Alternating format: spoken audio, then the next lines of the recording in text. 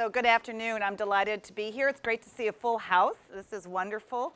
I'm Julie Freischlag. I'm the Vice Chancellor of Human Health Sciences and the Dean of the School of Medicine at the University of California, Davis. So I'm home here doing this, but this is my first time with this conference because I just moved here in February from Johns Hopkins, where I was chair of surgery. I did my training at UCLA. That's where I did my general and vascular training. I went to Rush Medical School prior to that in Chicago. And I've worked at UCSD, UCLA, Medical College of Wisconsin, back to UCLA, and then to Hopkins. So I am a pretty good expert on finding and utilizing mentors because I moved a lot. And now I'm primarily a mentor, but I also need still mentoring, even in my new role. And this year at UC Davis, our theme for the medical school is mentorship. That's our theme for the year, and actually I'm bringing back my main mentor, Mike Zinner, who's chair of surgery at the Brigham, and he's going to give a keynote speak to us in October about supporting the troops in mentorship. So this year, all year at the medical center, we're talking about mentorship. So I'm going to tell you what worked for me, and you're going to have to adapt it to you because all of us are different about how you look at people, what you need. But the basic principles are the same about looking at mentors, and it's great that you all think you need one. That's probably the first thing, because some people think you can charge out alone and do it all by yourself, and if you're strong enough, it'll work. But everybody needs a mentor, and you need mentors in all aspects of your life. You need mentors for personal, for professional, for different types of things you do, people local, people abroad, and people that really have no vested interest in you right where you are, because sometimes those mentors are the best. They're not paying you, you're not in their lab. They're people that will give you advice that is even broader than those right next to you. And so many of you have had some mentors, and maybe we'll talk about it at the end already, to get you through high school perhaps and into college, or through sports, or if you were on a speech team, you know how to use mentors. So you may have some of your own ideas, and we'll talk about that, and certainly question me on anything I say as we get finished to say, did it work or not work for you? So the first thing you need to do is to figure out what type of mentor do you need, and that has to do with the timing, where you are right now, and what you're up to, how you feel, and sometimes you need all of these above, you know, that you really need someone like this to help you. Sometimes you just need a cheerleader, and at your age, that could be your parents, your siblings, your grandparents, something like that, that no matter what you do, they think you're amazing. And my dad's still alive, he's 87, and no matter what I do, he thinks I'm great. You know, he doesn't know the details of all of that, he thinks I'm great. So sometimes you just need someone to cheer you on, to encourage you. There's a new word that we're using in academic medicine now called sponsor, and that's really important for those people that perhaps are from underrepresented minority groups and for women. And a sponsor is someone that not only is going to cheer you on, but they're going to go to places like when I go to meetings or when I'm at events, because I'm chair of the Board of Regents, the American College of Surgeons big group, that I actually will, when they say, we need someone to run this, and we need someone to be on the committee, I will actually say your name and say, you need to put her or him on this committee. You need to make them in charge. You need to choose them to be one of the keynote speakers like what you've seen. So it's not just saying he or she's great. I'm going to put your name in and get you places and sponsor you out there. And we have found in the past that women and underrepresented minorities perhaps were not as much sponsored as they should be. So sponsorship is really important. And as a mentee, you need to ask, are you sponsoring me? Are you putting my name in? And also, could you put my name in? And we'll talk about that too. Mentees have work to do. A mentee is just not someone sitting on a lounge chair by a pool waiting for the mentorship to come in, okay? You have to be an active process. Now, many of you are athletes, and you know what a coach does. You know, a coach is going to do stuff so you perform well. They may not care if you hurt, they may not care if you want to, they may not care what you're up to, but you're supposed to win that tennis match. My younger brother is a tennis coach in Illinois. He's won Coach of the Year twice in the state of Illinois.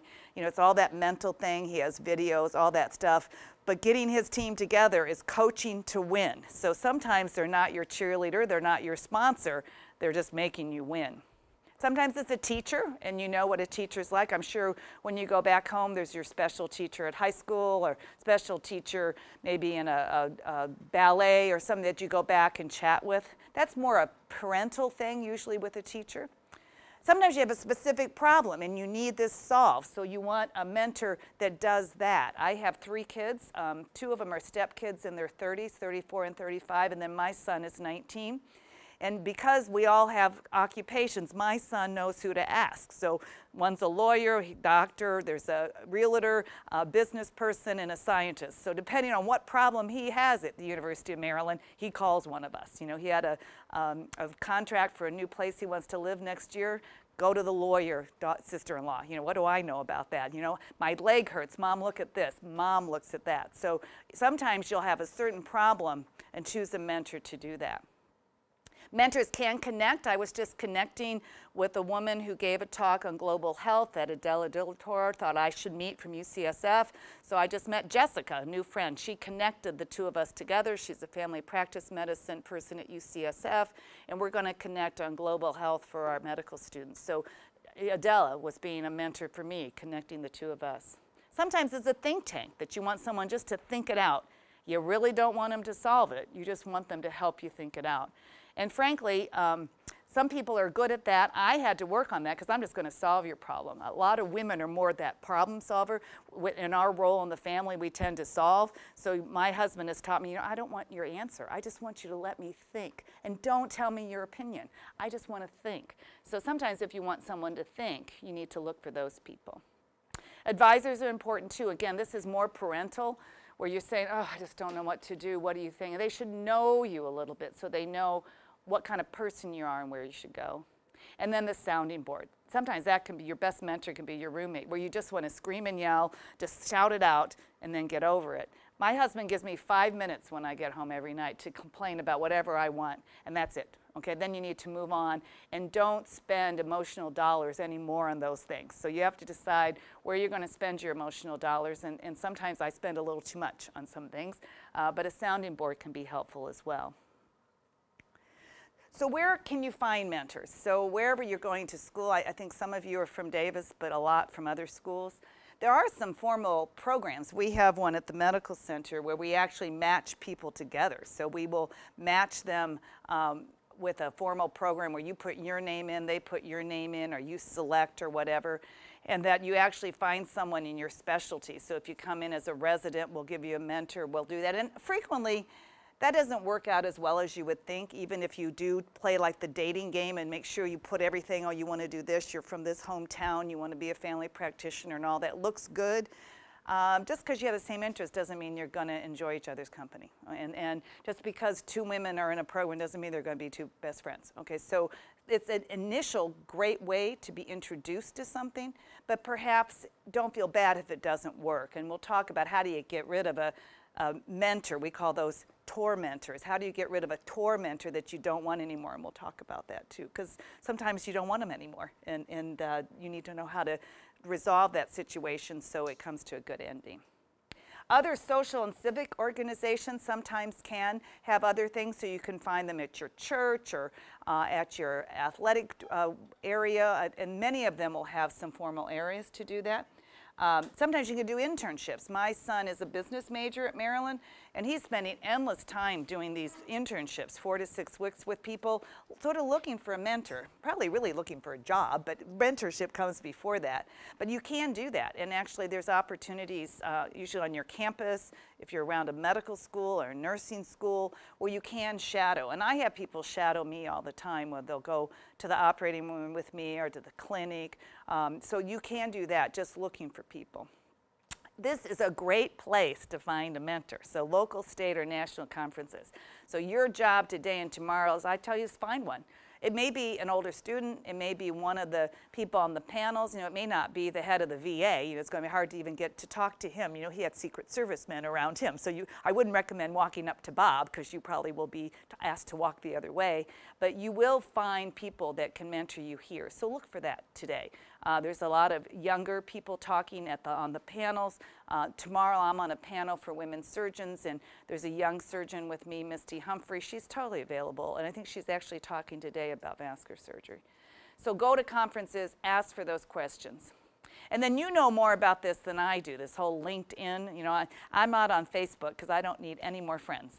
But I know my son is, and he finds out things I'm doing before I'm doing them, you know, because he's on Facebook. But social media can be very helpful. It can be a little dangerous, too, and you know that better than I do. You probably don't want to put a lot of your personal information on Facebook. I hope you've been told that before. We look at that later on when we try to give you jobs, and many people have lost jobs or actually not been offered jobs for crazy things you did at your age. So don't put it on Facebook, or have two Facebooks, one that I don't know who you are and you can do it, and then one where you have your real name, whatever you want to do. But be very careful about social media because it actually reveals a piece of you that is still youthful, but as you go forward perhaps isn't as interesting for those of us that are judging you. But those places you can find that if you get into societies and things to find it.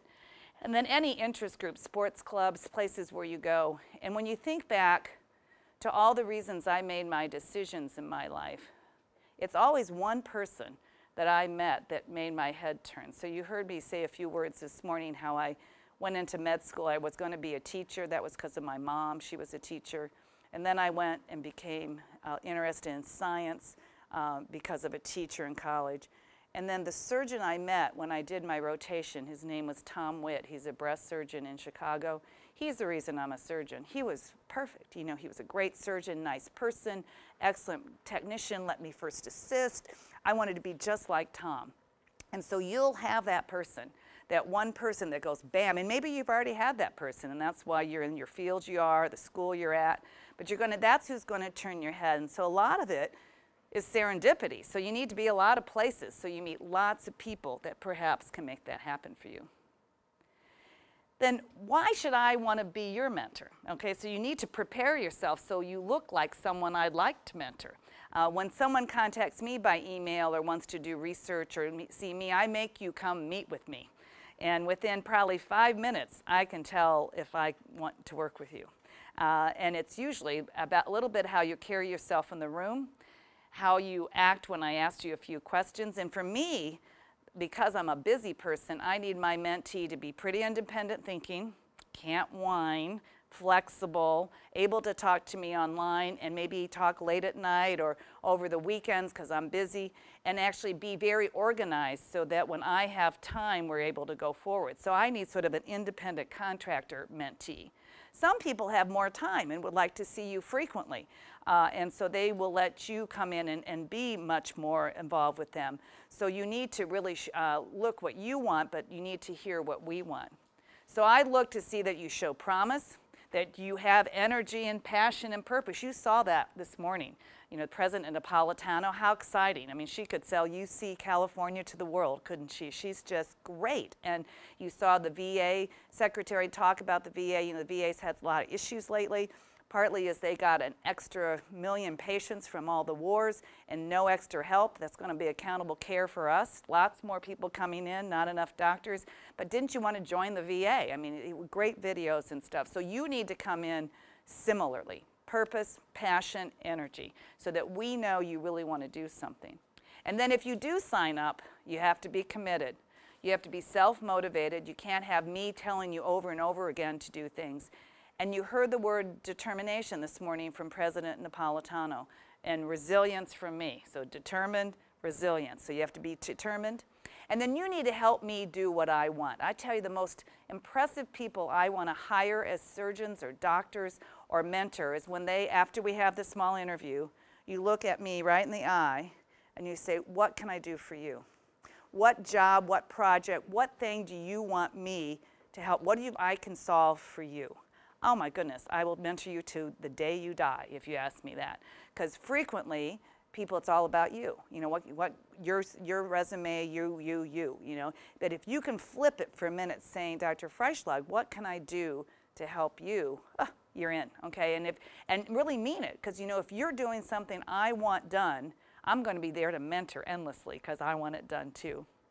And then we also want to see you aspire to mentor others. I usually have groups of students with me, and there'll be residents and fellows, but we'll see med students, and I want to see that the med students help the college kids, and the college kids help the high school kids. I have a 16-year-old that I started working with when she was 16, 8 years ago. She's still doing research with me, and she's got her 8th presentation at the American College of Surgeons, and I've known her since she was 16.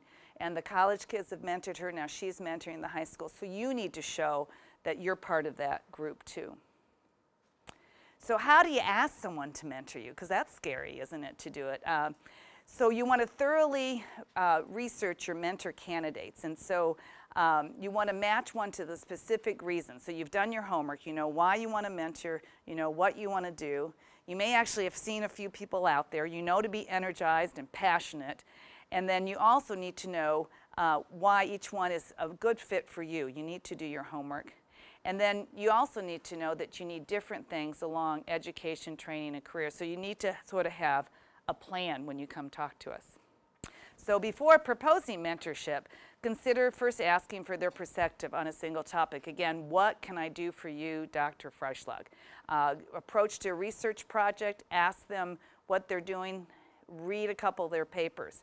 List of the associations that you compile to consider joining for that, and a journal, a blog, all that has written. Give me some information that you know something about what you want to help, and that will create opportunities for you to shine, opportunities for me to involve, and showing that we have some commonalities with each other that we're going to be able to work this in a situation.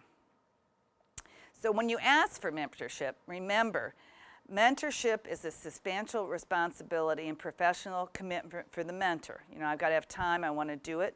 And we're setting up a listserv so people, my faculty, will have to enter in to this listserv so that you know they're interested. So you actually know that person would want to mentor you. And then why are you asking this particular person? You need to explain it. You want to tell them about your scope of the relationship and how are both people going to benefit. So not just you, what can you do for your mentor? Now, if they say no, that's sad to do it. You can say the following, because that may happen. And the one thing you need to understand as you go older is sometimes it's not personal, even though it feels so personal. But it maybe they don't have time. Maybe it didn't click for them, you know, to do it. I used to think everybody liked me and I got to choose who I didn't like. Well, if you don't like someone, they don't like you. I found that out. You don't have to work on that one. That's true. So you can thank them and for thinking about it. Explain your constraints and concerns, and if you created a situation that worked best for you, what would that look like? So if they don't want to mentor you, ask them to mentor you on finding another mentor. That can be helpful to that. And then you can thank for listening and considering the idea. You know, if I can help you with something you're working on now, please let me know. I can enjoy helping you. So leave the door open even if they say no to you, that's just not the right fit. And be very pleasant about it. You know, don't be irritated. So I'll give you one story. At Hopkins, all the students get $3,000 to do research in the summer. So I'm on the blog, so I put in what my project is. And I take a student every other summer so that one can finish up projects for a year. So I had 2 people apply, and I said, come meet me to do it. And I met one. And there was no question, high maintenance. You know, she really needed a lot more than I was willing. Nice person, very nice person, but high maintenance, a little whiny, little this, a little needy. And I hadn't met the second one yet. So I thanked her and I said, you know, I'll get in touch with you, but I still need to interview one other person. And then I interviewed the second one, much more my style, very independent. She now is a plastic surgery resident at Stanford, wrote 5 papers, funny, came in with all those right questions and all that, and as a chair of surgery, my kind. So I called up the other person and said, you know what? I chose the other person. Thank you very much for coming. I'm sure someone else will want to work with you. She lost her mind with me, saying, oh, I thought you chose me. Why didn't you choose me? I'm going, this is why I didn't choose you, okay? Because you're going crazy. And went on and on. I said, you know, I was very clear. I told you I was interviewing 2 people. Only one can get the job to do that. You know, if she'd gone a different way and actually said, oh, is there any way you could do 2 of us, or could I do 1 project, or I understand? I might have let her do something with me, but with that I was like, oh no, see you later to do that. So make sure you are as pleasant as you can be as things go forward with that, because we do choose according to our experience, and many of us have a little bit more experience mentoring than you have being a mentee. So we'll choose those that are best for us. So how should you utilize the mentor? You really want to make sure that you grade your work, that you're doing your work in a timely fashion, you're showing up for the meetings, you're communicating. You want to improve your decision-making skills, so you want to help them help you make decisions. So bring problems to that mentor. Don't just go in and talk to them and really just mainly looking for a letter or recommendation. Have them help you solve problems. Describe many roads. Give me 2 or 3 ways that you think you might solve this problem. Show me that you're thinking broadly, and then we can go down those roads together. You want to open doors, introduce more opportunities, so tell me what you want to do. And then prepare for change and challenges. As a mentor, I'm going to tell you all the things you could do, and I'm going to challenge you to go get them. And so it's not going to be saying, that was fine, you need not do much else. It really will be some work for you. Now, you don't want me to do all your work, okay? So you want to make sure that you're doing your work. You don't want me to give you all your answers. You want to be coming up with answers, and we're going to choose, or you're going to choose as we go forward. You don't want me to tell you your path, exactly how to get educated, where to go, what to do. You want to give me choices so that we can look at that. And you don't want me to hand deliver each step. If your mentor is someone that you want to have them give you every next step, guaranteed to get into nursing school, guaranteed to get into pharmacy school, guaranteed to get into Stanford Med School, that's just not going to happen. That maybe was true when you were in grade school or high school, where you could know exactly what you had to do to get to certain things, but this is a big world, so you don't want me to do that. And I'm not going to protect you from obstacles and difficulties. You know, that's part of life. The good things that happen to you are really because some bad things happen too. And some doors are going to close, and you're just going to open other doors. You're going to go through them. Don't go through a window. You could fall. Okay, go through other doors, okay? And create doors for yourself. But a mentor doesn't protect you from all evil. It's not like a parent who wants nothing to happen to you. We're going to work through those problems and watch it. This 16-year-old I just told you about, this is her 3rd time applying to med school. You know, her MCAT score is just not very good. Her grades are good. She went to a great school. She's published. And the first time she didn't get in, she came and was mad at me. Why didn't you get me in? Well, I can't get you into med school. It's not my MCAT, right? It's your MCAT. It's your application. It's your interview to do it. I can only set you up so far, but I can't make that happen for you. And so learning that disappointment is really within you when it doesn't happen, and not your mentor. Now, if your mentor gave you bad advice, or perhaps it wasn't kind and wasn't into your soul, that could be that way. But you know, we're not there to make everything perfect. We're just there to help you sound it out for yourself. So what are the key ingredients if you were to look at mentor-mentees relationships? So you have to be able to openly discuss mutual benefits, expectations, and responsibilities. You should set it out just like you would a job. I expect to see you once a month. This is what we're going to talk about. You're going to send me an email the week before. If you have an issue or question, yes, you can text me. You can do this. We anticipate the meetings to be an hour. You need to be on time. If you want me to read something, you need to give it to me a week ahead of time. You need to set up those ground rules so no one's disappointed. We want to do specific goals. What do you want to get out of this? Do you want to get a research paper? Do you want me to be able to get your application in? Do you want to talk about my career? Do you want me to introduce you to people that perhaps are different than me so you can learn? Have those goals and metrics. And then regular meetings are just key, because if you need something next week and we didn't have a regular meeting, most times my calendar is pretty full, especially if you've got a mentor that's got a sizable job. So set up those regular meetings. Sometimes they'll get moved or switched. And if you can't make it, you know, calling 10 minutes ahead of time, not so good. Okay, you probably should call the day before, unless there's some emergency, you know, like a broken leg or something like that. That's 10 minutes ahead of time. Otherwise, not so much. You know, you need to really respect other time. And you need to do to your mentor like you would like done to yourself. And so you want to make sure you're on time making that happen. And then you need to decide on communication tools. You know, I'm going to be 60 years old in January, and because I have a 19-year-old, I do text, I do email. I don't really tweet yet, but and I know none of you use a phone. You know, that's not what you do. And my son doesn't talk either. He's like this, so figure out how we're going to communicate to do it. You know, older people sometimes like phone calls. You know, and I actually like a text that says we're going to talk, especially if I'm out of town and you want to talk to. So you may want to consider using the phone for conversation. But emails and texts are fine with me, but you need to make sure that they understand that. And you need to know, you'll see me all during the meeting. I'm texting and emailing all day long because I run a hospital, a healthcare center. Some people look at their email in the morning and not so much the rest of the day, so make sure you know how they do that. And then make sure we both know we're going to give honest feedback, that I'm going to be able to tell you things that I think are good or bad, and you too. And then you need to assess the situation. Is it working? Does that make it happen? And I'll let you know, if I'm getting going with someone that it's not working out so well, or you're not keeping up your end of the bargain, or you're not doing what I need you to do for me, I'll just tell you, maybe you need to move on to somebody else because this isn't matching. And that's nothing bad about it, but you want to learn how to end this so it's not uncomfortable. So, outstanding mentees, how may I help you?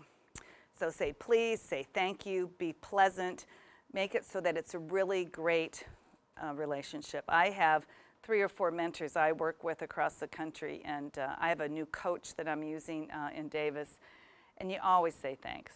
Please and thank you go a long way for your time, for your effort, your concern. You want to respect my time as a mentor. Show up on time, don't be late, don't cancel, make sure you're prepared, and don't expect it to go longer than we did. If it's an hour meeting, it's an hour meeting. We'll have to make another one.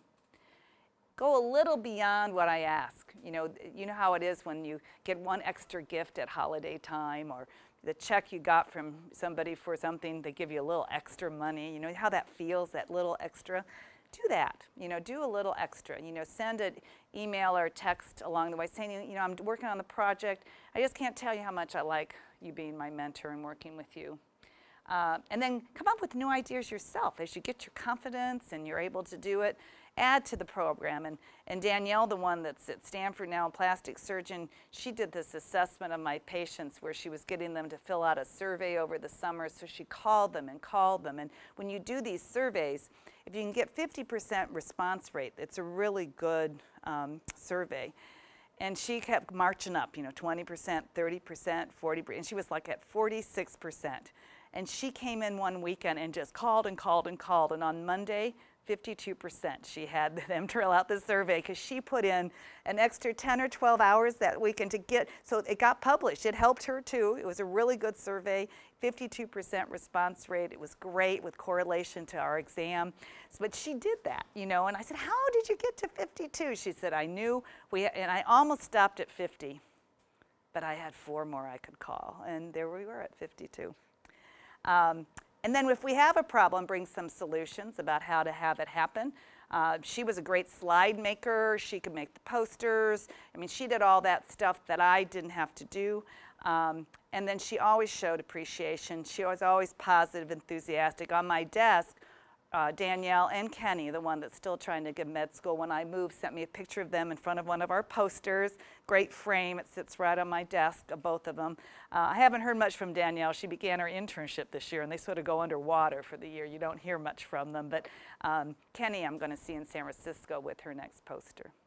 And then just like what Danielle did, she surprised me with 52%. Come up with something that you can add or do, or a new thought to do that, and that actually makes it much fun for both sides to make it work. So, fundamental rules.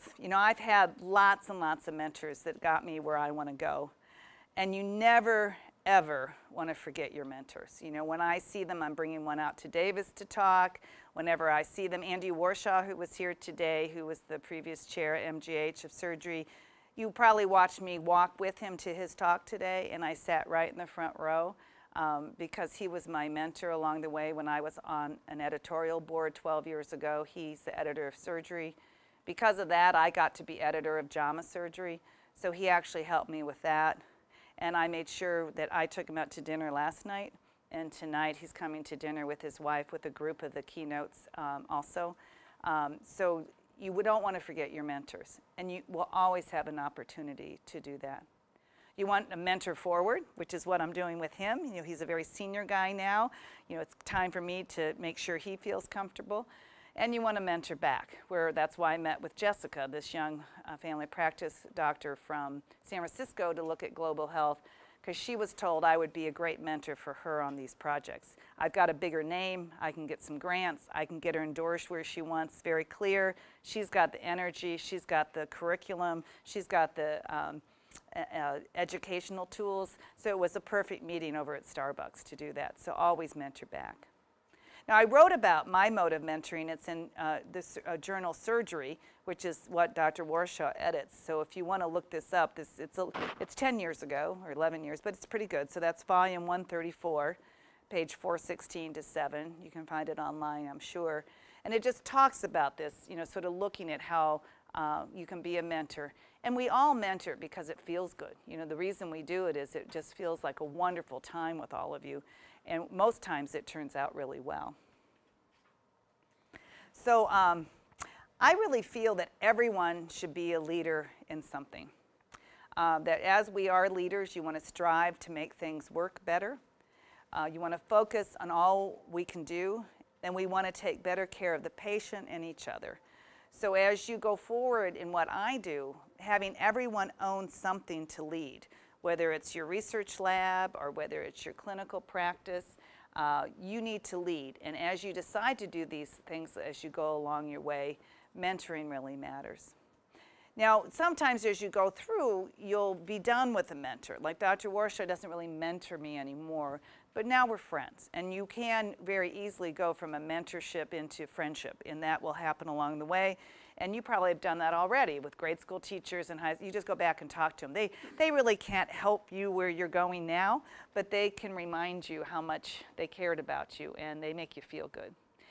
Sometimes, though, people continue to mentor you and it's not working out so well, or they give you bad advice. Actually, Jessica was just telling me something, which I'll tell you where I think there could be an issue. So to getting into medical school, they all want you to go do something medical, right? And so you all are taking these gap years and going off to foreign lands or doing something interesting. And some of your mentors think you actually need to do something like a doctor, okay?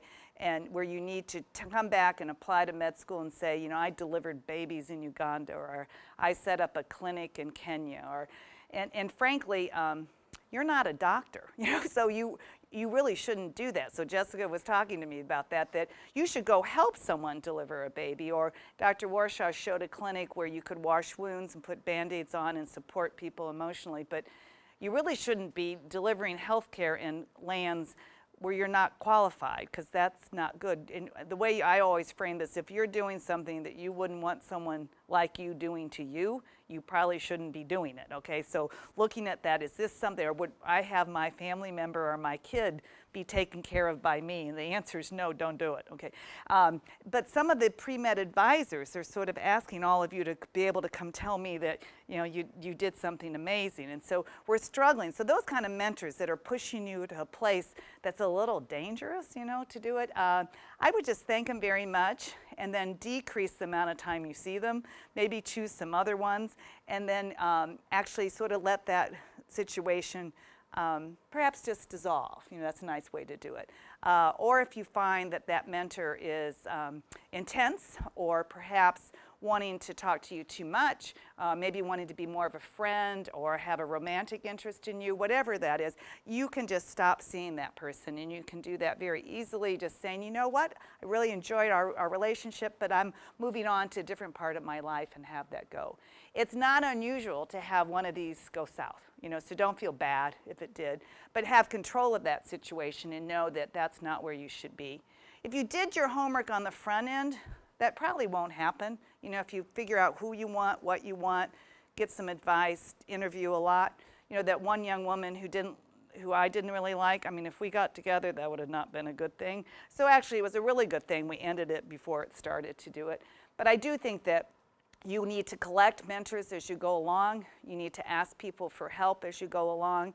And that all this mentoring really will prepare you to be a mentor later when you actually get to include mentees to make that work for you. So I think that looking for mentors, your responsibilities, learning what you should and what you shouldn't do, making it an active process, you know, making sure you're doing that. And I would tell you, you should have 2 or 3 all the time. You know, you should have maybe 1 for your personal life that's helping you deal with some issues. You should have 1 for professional life, Maybe another one just to look at global issues. You have many interests, many of you. So choose mentors for each one of those areas. So you have many people to talk to so that you don't feel alone in this situation and you don't have to solve it all by yourself. Okay, so I'm done with my talk, and so maybe what we can do is take a few questions and see if you have any thoughts, questions of that, because we have a little bit of time at the end. Questions out there. You all paid attention really well for after lunch. I really am impressed. Yes? If you're trying to approach someone who holds a really big job, is there a particular way to approach them, or can you just shoot them an email and then just approach them directly? Yeah, that is a really good question. So say you want to approach somebody like a dean or a full professor or what. First, I'd see if they have some sort of listserv or chat room or file that says, yes, they like students, okay? So a lot of times you'll be able to find that online, that they like to take students or you knew someone they mentored or something like that. So go first online and look at it. Then I'd call their office and talk to their assistant. Yeah, all of us have assistants. When you call my office, Angela answers. And ask the assistant, do they have time for students? Do they have open hours for students? Do they mentor students? Would this person take an appointment with me? And that way, it's great. And if they answer yeah, and then say, could I send this person an email? Because if you send me a cold email, I won't answer it. I mean, I get 300 a day, you know, so yours is nice. I don't know you. And so but if my secretary says you called, sounded like a really nice person on the phone, was very energetic and wanted 30 minutes of my time, I do that. And I actually have open hours for the med students at Davis, and I have them coming in just for open hours too, and that's a good way to start. But the secretaries are the key to their soul. And it's also important to remember when you go interviewing, and especially for med school and stuff, you know, don't be irritable and not nice to the secretaries, because if you are rude on the phone or if you don't act nice on the phone to the person processing your application, even if they did mess it up and it wasn't there, we won't interview you. I asked the secretaries about how all of you behaved on the phone, and there's a lot of you. And if any of you were rude, no interview, it's over. Because that means that you might do that to people in the hospital, to nurses, to the team, and I don't need that, you know, so make sure you're always nice. On my desk in my office, it says, nice matters, you know, so no matter if your application's screwed up and they didn't download it or whatever, be nice on that phone. So, so call the secretary, look online, utilize free hours, and then, and some of you are in great big colleges where there's TAs or smaller professors. Ask those people, ask the TAs, and you know, I really want to get to know, you know, Dr. Marcus or whatever. How do I do that? Can you introduce me? Can you sponsor me to get to know that big person? And frequently they will. If you've been a really good student in their study section and you're a great student and you're nice, they may introduce you to them and sponsor you to get to know that bigger person to do that. And by all means, if you're so lucky that you're walking across campus and there's that big person, the person you've been dying to meet, walk up to them. Now, if they're talking to someone else or if they're rushing, you know, you may want to have some situational awareness. But if they're there, and just go up to them and say, excuse me, you know, I'm so-and-so, I'm a freshman student, I admire your work, you know, have a couple sentences so you don't sound like an idiot, you know, that you know what they do. And I've always wanted to meet you, and if they are nice back, then just say, you know, would you mind if I come by your office just to chat about future possibilities for me to go into a job or go somewhere else. My nephew is a med student at Duke. He's a first year. And one of my best friends is chief of vascular there. So I had Cindy go find my nephew, and he got to go in the operating room, and he has the same name as mine. And most everyone knows my name in vascular surgery. So poor Kyle walks in, and he goes, my name's Kyle Freischlag. And they look at him and goes, you related to Julie Freischlag? Yes, that's my aunt. And of course they all said, yeah, right. And he is, you know, he's my nephew. But I also sponsored him with her to get her there too. So if you know someone else that knows that person too, using that is good. A lot of those people won't take time with everyone, so you want to be early, you know, so the faster you can, if you find somebody once you're in their class, you know, do it fast, because I actually will pay attention to the first 2 or 3 that come to me versus 10, 11, or 12. So, you know, and then if it doesn't turn out, don't keep trying. You know, that's over. Find another big person and see if they'll take you. But I think that's what I would tell you to do. And as you get to be an upperclassman, classes get smaller. You get to see them. They know you're very interested. That sometimes is easier because many freshmen, you know, you're trying to figure out where you're going, and oftentimes you don't end up right. You know, I was going to be a teacher, so I was in it. So I was junior, I was pre-med. So by the time you're a junior, you sort of are who you're going to be. And we tend to put our time on that versus a freshman that's sort of all over the place, you know. And so you may want to wait till you're a little older too. Yeah.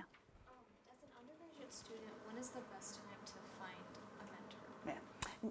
So when is the best time to find a mentor as an undergraduate student? And I would say now. One, the fact that you're all in this class. I was, when he gave me this topic, I thought there'd be 2 of you, you know, or that, you know, why would I want a mentor? But I would say now. And the way I would start looking, it doesn't necessarily have to be the ultimate mentor. It can be people like, if you're in a dorm, your RA could be a mentor to you to sit and talk about campus life. It could be a club that you join and find an upper class person to be there. Then you can sort of practice being a mentee with someone where it probably isn't that important, but it's important. So I would do that. If you're playing sports or in the band or something, look for some upperclassmen. And similar to him, if you're in a class and you just really love it, you know, looking for those TAs or others to help you do that, I think would be important. And then choose 1 or 2 of those really big people. You know, if some of you are in small liberal arts colleges, it's easier sometimes, but go after some of those others. And then practice being a mentor. And then a mentee. And then be a mentor. You know, choose somebody around you if you're teaching or whatever to practice being a mentor yourself. All right. All right, great. Well, I think we're supposed to end right about now because you can like go blast to something else. Good luck with all your mentee and mentoring, and have a great time this afternoon, and find a mentor by tomorrow. So that's what you have to do. By tomorrow, somebody around here is going to be your mentor, okay? And choose one, make it happen, and go for it. Okay, thanks so much.